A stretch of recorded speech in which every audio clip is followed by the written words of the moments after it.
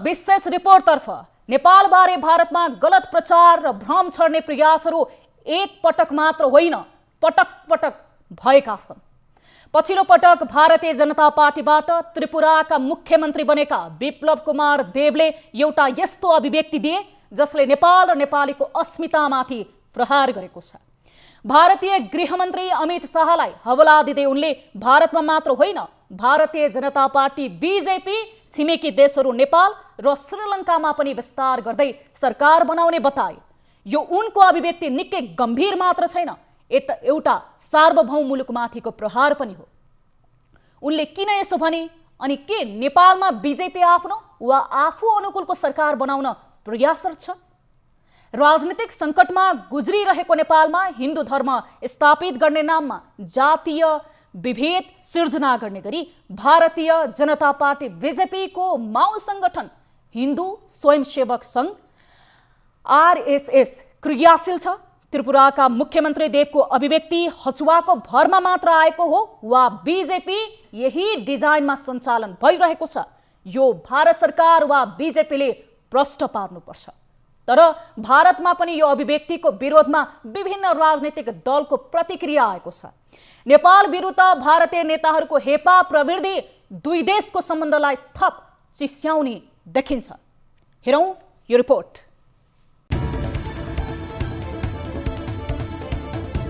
गएको शनिबार भारतको त्रिपुरा राज्यका मुख्यमन्त्री विप्लव कुमार देवले एउटा अनौठो अभिव्यक्ति दिए। भारतीय जनता पार्टी बीजेपीबाट मुख्यमन्त्री बनेका देवले उनको पार्टीले सङ्घसहित प्रान्तहरूमा सरकार बनाउँछ भन्नु कुनै अनौठो होइन, तर उनले त नेपाल र श्रीलङ्कामा पनि बीजेपीको सरकार बनाउनु पर्ने भनाइ राखे। यसमा उनको भनाइ भनेर आएन, उनले त भारतका हालका गृहमन्त्री तथा बीजेपीका भूतपूर्व अध्यक्ष अमित शाहको हवाला दिँदै नेपालमा आफ्नो दलको सरकार विस्तार गर्नुपर्ने भनाइ राखे। उनको यो भनाइले नेपालको अस्मितामाथि प्रहार गरेको छ। सुनौ उनले स्थानीय भाषामा दिएको यो अभिव्यक्ति। अरे काहे अच्छा हो गया, अभी श्रीलंका बाकी है नेपाल बाकी है। मैंने उस आदमी को बोलता है ये तो क्या ना जिसने बोलता है ये तो हो गया देश का, तो वो तो कर ही लेंगे। श्रीलंका है, नेपाल है, वहां भी तो पार्टी के लेके जाना, वहां भी जीतना है। तो जार मध्य एमन जोश एमन मानसिकता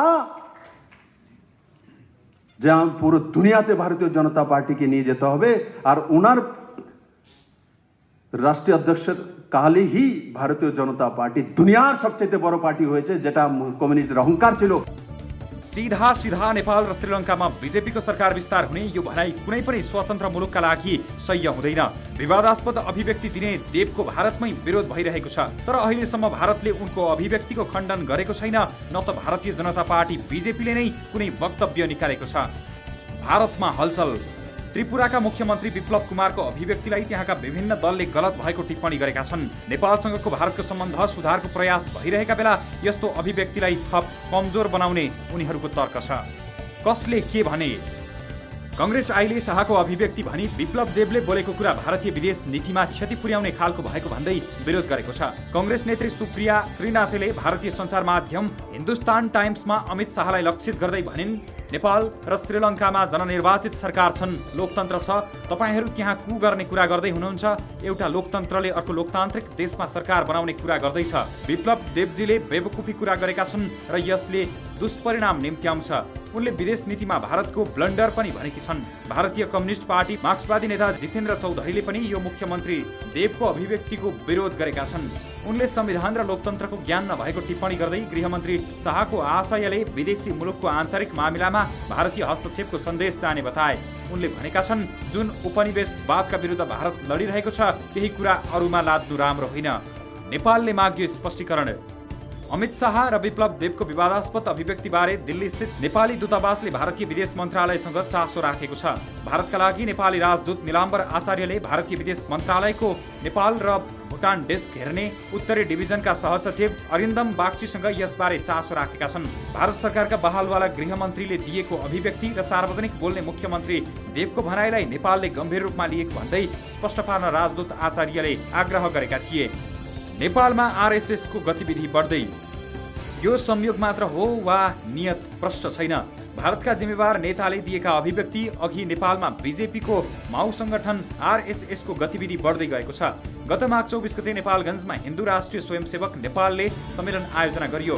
मनासाय हिन्दू धर्म प्रचारको देखिएको छ, तर भारतीय जनता पार्टी र सरकारकै जिम्मेवार व्यक्तिहरूको अभिव्यक्तिले कतै यो बीजेपीकै विस्तारका रूपमा क्रियाशील बनाइएको त होइन भन्ने प्रश्न उठाएको छ। नेपालसँग सम्बन्ध सुधारको प्रयास गर्ने भारतले बेलाबखत उपनिवेशको व्यवहार गर्ने गरेको छ।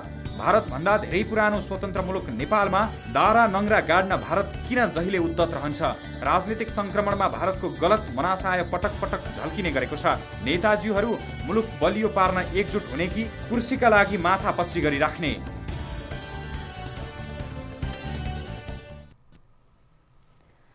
दर्शक महानुभाव, मुलुकमा अस्थिरता छाउँदा छिमेकीले हेप्ने गरेका परम्पराहरू प्रशस्त छन् हामीमाझ।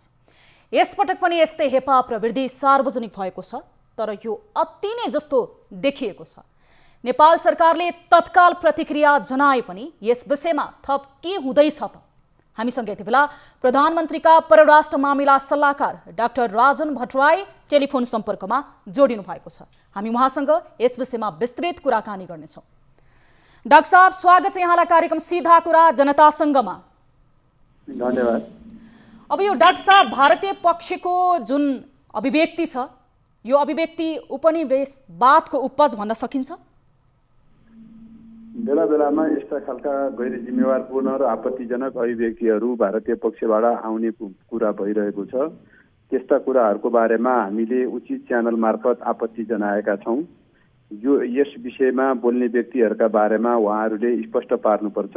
यसले अनावश्यक रूपमा अस्पष्टताहरू प्रकट गर्छ भन्ने कुरा हामीले उहाँहरूलाई राखेका छौँ। नेपाल भारत सम्बन्धको यस्ता पाटोहरू जहिले पनि नकारात्मक कुरालाई प्रश्रय दिने हुन्छ। हामी नेपाल भारत सम्बन्ध राम्रो होस् भन्ने चाहनेहरूले दुईटा स्वतन्त्र र सार्वभौमसत्ता सम्पन्न मुलुकका सम्बन्धहरू जुन एकअर्काको आन्तरिक मामलामा हस्तक्षेप गर्ने र पारस्परिक समानताका आधारमा सम्मानका आधारमा अगाडि बढ्ने भन्ने कुराको मान्यतामा स्थापित रहेको अवस्थामा यस्ता गैर जिम्मेवारपूर्ण अभिव्यक्ति जुनसुकै ठाउँबाट र जोसुकैले गरेको भए पनि आपत्तिजनक हो र यसलाई हामीले यसको बारेमा स्पष्ट हुनुपर्छ भनेर औपचारिक रूपमा भारत समक्ष हाम्रा भनाइहरू राखिसकेको अहिलेको अवस्था हो।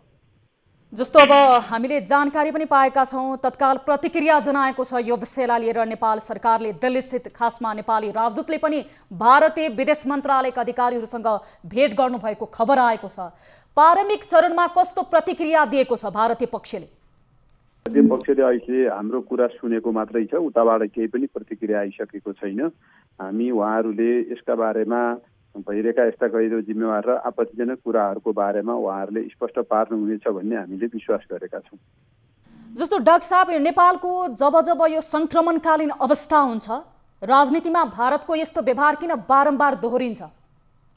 यसलाई भारतकै व्यवहार भनेर अहिले हामीले त्यसरी इङ्गित नगरौँ। भारतीय सत्तामा रहेका जिम्मेवार व्यक्तिहरू यसमा मुचिनु भएको भन्ने आएको छ। भारतीय सरकारले स्पष्ट गरोस् भन्ने हाम्रो भनाइ रहिरहेको छ। यस्ता भनाइहरू आउनु हुँदैन र यस्ता भनाइहरू आपत्तिजनक हुन्छन्। उहाँहरूले जिम्मेवार व्यक्तिहरूबाट आएका यस्ता अभिव्यक्तिहरूको बारेमा उहाँहरूले बोल्नुपर्छ भन्ने हाम्रो मान्यता हो अहिलेसम्मको। डाक्टर साहब, अहिले निष्कर्ष निकाल्ने स्थिति बनिसकेको छैन। हजुर, जस्तो अब डाक्टर साहब, अब त्यहाँका गृहमन्त्रीको हवाला दिँदै भारतले नेपालमा बीजेपीको सरकार गठन गर्नुपर्छ भनेर भन्न चाहिँ खोजेको के हुन सक्छ? भारतको जुन त्रिपुरा राज्यका मुख्यमन्त्री विप्लव देवले भारतीय गृहमन्त्री अमित शाहको नै हवाला दिएर यो भनाइ आउनु, यो भनाइ बोल्नु त गम्भीर होइन? मेरो विचारमा भारतले के बुझ्नुपर्छ भने नेपाल र भारतको इतिहास, स्वतन्त्रताको इतिहास भारतको भन्दा हाम्रो लामो छ। हामी स्वतन्त्र राष्ट्रको अस्तित्व, भारत अरूको उपनिवेश रहिरहँदा पनि हामी स्वतन्त्र राष्ट्र हौँ। त्यस्तो अवस्थाको मुलुकलाई अरू हिसाबबाट कहीँ कतै कुनै तहबाट सोचिएको छ भने त्यो अत्यन्त दुःखद र आपत्तिजनक कुरा हो। यसका बारेमा हामी प्रष्ट छौँ, हाम्रो अडान प्रष्ट छ। सरकारले यसमा सोधपुछ गरिरहेको छ। यस बेला मैले योभन्दा बढी तपाईँलाई भन्नुको त्यति उचित हुँदैन र म के भन्न चाहन्छु भने यो कुनै पनि ठाउँबाट जुनसुकै कोणबाट आएको भए पनि यो गलत छ। त्यसभित्र पनि मुख्यमन्त्री जस्तो जिम्मेवार व्यक्तिबाट यस्ता अभिव्यक्ति आउने र त्यहाँ चाहिँ उहाँले जुन किसिमको सन्दर्भ जोड्नु भएको छ त्योभन्दा माथिका जिम्मेवार व्यक्तिहरूको सन्दर्भ त्यो जोडिने कुरा चाहिँ अत्यन्त आपत्तिजनक छन्। त्यसो भएको हुनाले हामी यसका बारेमा पहिला उहाँहरूको भनाइ पर्खिरहेका छौँ र त्यो भनाइ नआइकन अथवा भनाइ आउने समय रहन्जेली हामीले त्योभन्दा बढी बोल्नु उचित नहोला। हजुर, अब तपाईँ प्रधानमन्त्रीको परराष्ट्र मामिला सल्लाहकार भएको हैसियतले मैले अन्तमा यो प्रश्न गरेँ। हुन त तपाईँले जानकारी गराइसक्नु भएको छ भारतीय पक्षको आधिकारिक यसमा भनाइ आउन बाँकी छ भनेर। जस्तो अब नेपालमा बीजेपीको मूल सङ्गठन आरएसएसका जुन भइराखेका पछिल्ला गतिविधिहरू त्यसको कुनै छनक पाउनु भएको छ तपाईँले? जस्तै वीरगन्जमा केही साता अघि मात्र सम्मेलन गरियो, त्यही ब्यानरमा काठमाडौँमा पनि त्यो किसिमका सम्मेलनहरू भइरहेका छन्। हामी सबै हाम्रा छिमेकी लगायत सम्पूर्ण मित्र राष्ट्रहरूलाई के भन्न चाहन्छौँ भने नेपालको भूभागभित्र कुनै पनि अर्को मुलुकको राजनीतिक दलसित जोडिएका गतिविधिहरू गर्ने कुरा आपत्तिजनक मात्रै होइन, त्यो गम्भीर हाम्रो संवैधानिक हिसाबले, हाम्रो कानुनी हिसाबले, अन्तर्राष्ट्रिय मूल्य मान्यताका हिसाबले त्यो गलत हुन्छ र गलत छ। त्यस किसिमका गतिविधिहरूलाई अगाडि बढ्न दिनु हुँदैन र त्यस किसिमका गतिविधिहरू भएका छन् भने सरकारले त्यसलाई स्पष्ट रूपमा तिनीहरूलाई रोक लगाउनुपर्छ र त्यस किसिमका गतिविधिलाई छुट दिनु हुँदैन भन्ने हाम्रो मान्यता रहेको छ। हस्, समय र जानकारीको लागि धेरै धेरै धन्यवाद डाक्टर साहब। एउटा कुरा तपाईँले बुझ्नु होला, हाम्रा स्थानीय सङ्गठनहरूले आन्तरिक रूपमा गर्ने कार्यक्रम अरू कार्यक्रमहरूलाई सहमति दिन सकिँदैन। हस्, धन्यवाद। यहाँको महत्त्वपूर्ण समयको लागि धेरै धेरै धन्यवाद डाक्टर साहब। यति बेला हामीसँग प्रधानमन्त्रीका परराष्ट्र मामिला सल्लाहकार डाक्टर राजन भट्टराई टेलिफोन सम्पर्कमा जोडिनु भएको थियो र यस विषयमा हामीलाई विस्तृत जानकारी गराउँदै हुनुहुन्थ्यो सरकारको तर्फबाट। यति बेला हामीसँग भारतीय जनता पार्टीको लिगेसी बोकेको भनिएको हिन्दू स्वयं सेवा सङ्घ आरएसएसका नेपाल प्रतिनिधि प्रचार विभाग प्रमुख भूपेन्द्र छेत्री टेलिफोन सम्पर्कमा जोडिनु भएको छ। छेत्रीज्यू, हजुर नमस्कार, स्वागत छ यहाँलाई कार्यक्रम सिधा कुरा जनतासँगमा। हजुर हजुर धन्यवाद। अब तपाईहरूको यो संस्थाले के कस्ता गतिविधि गर्दै आइरहेको छ नेपालमा? एउटा कुरा हजुरले आरएसएससँग जोडेर बार बार भनिराख्नु भएको छ, म एउटा कुरा स्पष्ट पारिदिन चाहन्छु यहाँ जनताहरूसँग कि हाम्रो हिन्दू स्वयंसेवक सङ्घ नेपाल भनेर संस्था छ, यसको आरएसएससँग या फेरि हजुरले भनेको बिजेपीको माओ सङ्गठनसँग कुनै पनि प्रकारको कुनै पनि तरिकाको क्षेत्र र उसमा संलग्नता छैन। एउटा म प्रश्न पारिदिन्छु, यो हिन्दू स्वयंसेवक सङ्घ विशुद्ध नेपाल को सङ्गठन हो र नेपालीहरूले चलाइराखेको सङ्गठन। हाम्रो सङ्गठन कहिले पनि तपाईँको हाम्रो विचारधारा कुनै न कुनै क्षेत्रमा मिल्न सक्ला, त्यो आफ्नो ठाउँमा छ, तर यो हजुरले बारम्बार जुन तरिकाको आज पनि मिडियामा आइराखेको छ कि यो आरएसएसको संस्था हो या थोरै सुनिदिनुहुन्छ छेत्रीज्यू? हजुर, तपाईलाई यही स्पष्ट बनाउनको लागि पनि माध्यम हुन सक्छ कार्यक्रम, त्यसकारण पनि टेलिफोन सम्पर्कमा जोडेका हौं र मेरो प्रश्न रहेको छ तपाईहरू नेपालमा के कस्ता कार्यक्रमहरू गर्दै आउनु भएको छ भनेर। तपाईको संस्थाको विषयमा तपाईले जानकारी पछि पनि गराउन सक्नुहुनेछ, त्यो विषयमा हामी प्रवेश गरौँला। पहिला चाहिँ तपाईले जानकारी गराइदिनुस् यति बेला टेलिभिजन हेरेर बसिरहनुभएका दर्शक महानुभावलाई र स्वयं हामीलाई पनि तपाईहरूले के कस्ता गतिविधि र काम गर्नुहुन्छ नेपालमा। जी जी हजुर, जुन हाम्रो हिन्दू स्वयंसेवक सङ्घ नेपाल भनेर जुन छ यो चाहिँ विशुद्ध सामाजिक सङ्गठन हो, यो नेपालको भित्रै काम गर्छ र नेपालीहरूको लागि नै काम गर्छ। यो हाम्रो सङ्गठन कुनै पनि राजनीतिक सङ्गठन होइन र कुनै पनि नेपालको राजनीतिक पार्टीहरूसँग आबद्ध सङ्गठन पनि होइन। यहाँ सङ्गठनभित्र काम गर्ने र हामीले चाहिँ हाम्रो जुन मोटिभ छ सङ्गठनको व्यक्ति निर्माणबाट नै राष्ट्रको पुनर्निर्माण हुन्छ, हामीले व्यक्ति निर्माण गर्ने हो।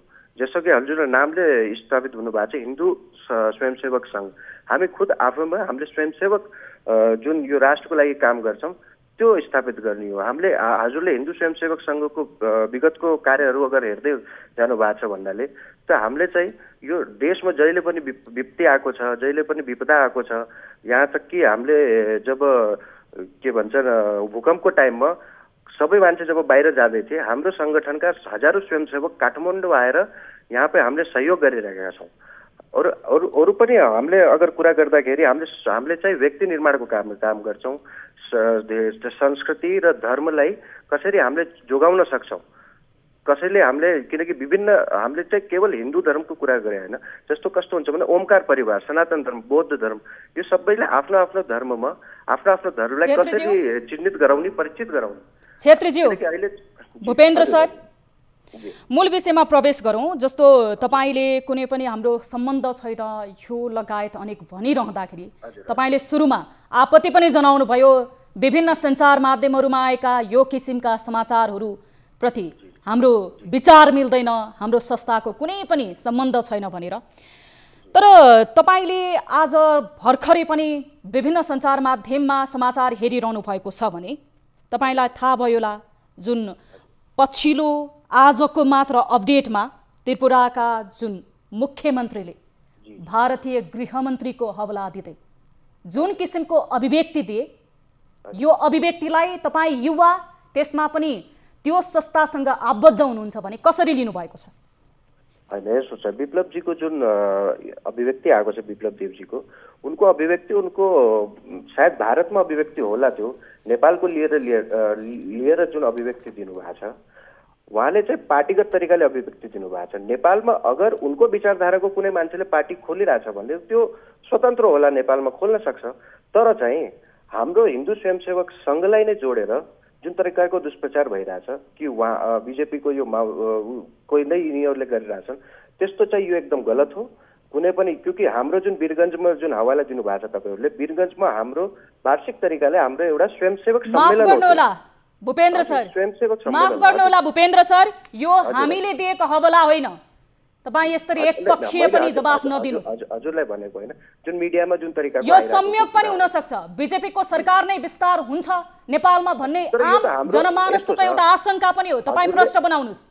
जी जी, हजुरले म स्पष्ट के भन्छु भन्दाले वीरगञ्जको जुन कुरा हजुरले निकाल्नु भएको छ, हाम्रो यो कार्य जुन हाम्रो वार्षिक कार्य त्यसमा एउटा छ, यो कुनै आजै भएको छैन, कुनै संयोगले भएको छैन। लास्ट हाम्रो विगतको वर्षहरूदेखि यो कार्यक्रम हुँदै गइराखेको छ। त यो हाम्रो स्वयंसेवकलाई उत्साहित गर्नको लागि हामीले स्वयंसेवक सम्मेलन गराउँछौँ, जसमा चाहिँ हाम्रो जति पनि स्वयंसेवकहरू छन् त्यहाँ एक टाइममा सम्मिलित हुन्छन् नेपालभरिका। त यसमा चाहिँ हजुरले हामीलाई चाहिँ भारतीय आरएसएससँग जोडेर त हेर्नु मिलेन नि त यसलाई। भूपेन्द्र सर, तपाईले मसँग कुराकानी गर्दाखेरि पनि बताइरहनु भएको छ कुनै पनि पार्टी खोल्नको लागि स्वतन्त्रता छ। भोलिको दिनमा बीजेपीले कुनै पार्टी खोल्न सक्छ। तर तपाईँ सुन्नुस् न सर, बीजेपीको सहयोगी सरकार बनाउने भन्न खोजिएको चाहिँ के हो? बीजेपी त्यो त अब म कुनै पनि बीजेपीको प्रवक्ता होइन। विप्लवजीले जुन दिनुभएको छ यो उनको दिनुभएको छ, त्यो विषयमा म कसरी टिप्पणी गर्न सक्छु। तर हजुरले चाहिँ जुन तरिकाको पार्टी खोल्ने कुरा गर्नुभएको छ, अगर कुनै व्यक्तिले नेपालमा कुनै नेपाली व्यक्तिले या कुनै नेपाली सङ्गठनले होइन मलाई चाहिँ उनको विचारधारा मन पर्यो, उसले तिनको विचारधारा मन परेपछि हामीले चाहिँ त्यो विचारधारामा अगर खोल्न सक्छौँ भने त्यो त नेपालमा भित्र नेपालीहरूको लागि खोल्ने हो भने त्यो स्वतन्त्र छ नि त, उसमा त हामीले चाहिँ भन्न मिल्दैन। तर चाहिँ म चाहिँ फेरि अब यो विषयमा स्वतन्त्रता छ भनेर धर्ममा राजनीति गर्ने सर भूपेन्द्र सर, हजुर कुनै पनि देशमा विचार मिल्दाखेरि पार्टी खोल्न पाइयो अथवा विचार मिल्दाखेरि त्यो सिद्धान्त अनुसरण गर्न अपनाउन पाइयो। तर त्यसको मतलब धर्ममा राजनीति गरिदिने स्वाभिमान भन्ने कुरा हुँदैन सर? होइन, स्वाभिमान भन्ने तर त्यो त नेपालको लागि होला नि। अगर नेपालमा तपाईँ नेपाली होइन सर? पार्टी खोलेछ भन्नाले भूपेन्द्र सर, किनकि यहाँ चाहिँ तपाईँ पहिला नेपाली होइन र? होइन, एउटा कुरा म के भन्न चाहन्छु, जस्तो कि नेपालमा कम्युनिस्ट पार्टी पनि छ। कम्युनिस्ट पार्टी नेपालमै छैन, पुरै देशमा छ। कम्युनिस्ट विचारधाराको पार्टीहरू छन् होइन, तपाईँको विश्वमा फैलिरहेका कम्युनिस्ट विचारधाराका छन्। तर तपाईँले अब कुनै देशमा भएको कम्युनिस्ट पार्टीलाई अब नेपालमा पनि त्यो हिसाबले त चल्न सक्दैन नि त। नेपालले उसको विचारधारा अपनाउला, तर नेपालमा पनि त कम्युनिस्ट पार्टीहरू छन्। तर मैले त्यो जोड्न खोजे होइन। तर मैले के भन्न खोजेँ भन्नाले कि तपाईँको अगर विप्लवजीले के भन्नुभएको छ भन्नाले त्यो उनको अभिव्यक्ति हो। त्यो अभिव्यक्ति कुनै पनि बिजेपीले यहाँ आएर बिजेपीको कुनै पनि सङ्गठनले यहाँ आएर गर्न सक्दैन। तपाईलाई थाहा छ सर, नेपालमा पार्टी भूपेन्द्र सर, तपाईँले घुमाई फिराई कुरा त्यही लगेर टुङ्ग्याउनु भयो कि बिजेपीको आस्था राख्ने यहाँ कुनै समूह छ भने बिजेपीले नेपालमा पार्टी खोल्नु कुनै नौलो कुरा होइन भनेर। किनकि पार्टीगत रूपमा यहाँ सिद्धान्त मिल्छ, विचार मिल्छ भने पार्टी खोल्ला अथवा उहाँहरूले आफ्नो एउटा संस्था खडा गर्नुहोला भनेर। मैले उहाँहरूको होइन हजुर, भूपेन्द्र सर थोरै त्यस पछाडि बोल्नुहोला थोरै।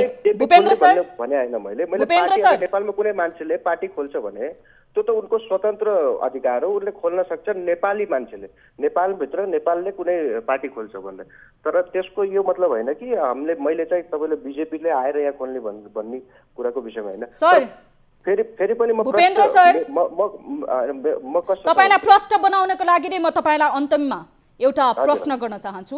जस्तो तपाईहरूले बिजेपीका केही नेताहरूसँग भेटघाट गरेको, त्यसै पनि तपाईँले समाचार हेरिरहेको छु भनेर बताइरहनु भएको छ बिहानबाट, कार्यक्रममा सहभागी भएको, जस्तो तपाईँहरूले वीरगन्जमा निकालेको त्यो तपाईँहरूको र्याली, त्यो ब्यानर, त्यस पछाडि तपाईँहरूको त्यो वेशभूषा हेर्दाखेरि कहीँ कतै आशंका भनौँ सर अथवा संयोग भनौँ त्यो मिल्दोजुल्दो छ के सर?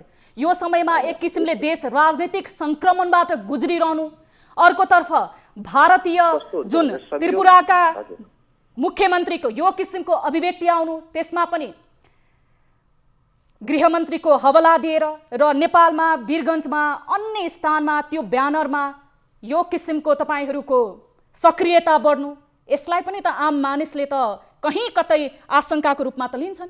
होइन, आशंका किन हजुरले आशंका किन लागिरहेछ भन्दाले यो ठिकै विप्लवजीको जुन अभिव्यक्ति आयो र हाम्रो जुन स्वयंसेवक सम्मेलन 2-4 दिन पहिला भयो त्योसँग जोडेर राख्नु भएको छ। तर म के भन्न चाहन्छु भने हाम्रो यो स्वयंसेवक सम्मेलन केवल यही टाइमको लागि भएको छैन, हाम्रो विगत कई वर्षदेखि हामीले कार्यक्रम गरिराखेका छौँ होइन।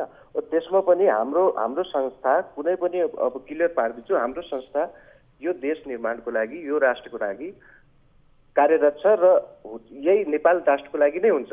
म पनि एउटा नेपाली हो, किनकि यहाँ कस्तो प्रब्लम के क्रिएट भइरहेछ भन्दाले हिन्दुत्वको नाम लिएपछि सबैले यो त बिजेपी सबै भारतको यो यस तरिका चाहिँ जोडेर गइरहेछ, तर यस्तो होइन। सर अवगत छ तपाईलाई? अवगत छ सर, संहितामा गइसके पछाडि 2062-63 पछाडि लोकतन्त्र आइसके पछाडि मात्र नेपाल धर्मनिरपेक्षमा गएको, त्योभन्दा अगाडि हिन्दू राष्ट्र नै थियो। बिजेपीले मात्र हिन्दू राष्ट्र बनाएको हो भनेर यो किसिमले नबोल्नुस्। र यो कुरा सर, जस्तो वीरगन्जमा तपाईँहरूले त्यो र्याली निकाल्दा अथवा काठमाडौँका अन्य स्थानमा तपाईँहरूको सक्रियता बढ्दा तपाईँले बताइरहनु भएको छ विगत धेरै वर्षदेखि हामीले गरेर आइरहेका छौँ भनेर, यही वर्ष देखिनु, यही समयमा तपाईँहरूको सक्रियता बढ्नु र त्यो वेशभूषा तपाईँहरूको त्यो किसिमको सक्रियता, कम्तीमा झाँकी नै निकाल्नु छ, र्याली नै निकाल्नु छ भने हाम्रो मौलिक पहिचान, मौलिक पहिरन नभएको त होइन नि सर? कसरी लिनुहुन्छ भन्नुहोस् त? तपाईँ नेपाली हो नि, सुरुमा त तपाईँ नेपाली हो नि सर, आस्था जोसुकैसँग होला। हाम्रो कुरा कस्तो छ भन्नाले हामीले जुन तरिकाको हाम्रो जुन सङ्गठन 2048 सालदेखि चाहिँ नेपालमा काम गरिराखेको छ, हाम्रा अग्रजहरूले जुन तरिकाको जुन विचारधाराको अगर हाम्रो आरएसएससँगको कुनै विचारधारा मिल्छ भने जुन विचारधारामा हामीले काम गरिराखेका छौँ त्यो हामीले निरन्तर काम गरिरहेका छौँ र हामीले निरन्तर काम गर्छौँ। तर यो प्रश्न हुनुहोस् कि हामीले चाहिँ नेपाल राष्ट्र र नेपालको लागि काम गर्ने हो, हामीले कुनै पनि छिमेकी राष्ट्र या विदेशी राष्ट्रको लागि काम गर्ने होइन। हाम्रो सङ्गठनले नेपालमा हामीले हजुरलाई थाहा होला या हजुरले कहीँ पढ्नु वा सुन्नुभयो होला, हामीले विगतको कई वर्षदेखि स्वामी विवेकानन्द संस्कृति ज्ञान परीक्षा गराइराखेका हुन्छौँ, जसमा चाहिँ हाम्रो पुरै देशभरिमा लाखौँ विद्यार्थी सहभागी हुन्छन् हजुर होइन। त्यो सहभागीमा उसमा हाम्रो जुन किताब हुन्छ त्यसमा चाहिँ हामीले नेपालका पौराणिक, आध्यात्मिक, त्यसपछि चाहिँ नेपालका इतिहासदेखि लिएर सबै कुरा हामीले त्यसमा क्वेसन समाएका हुन्छ।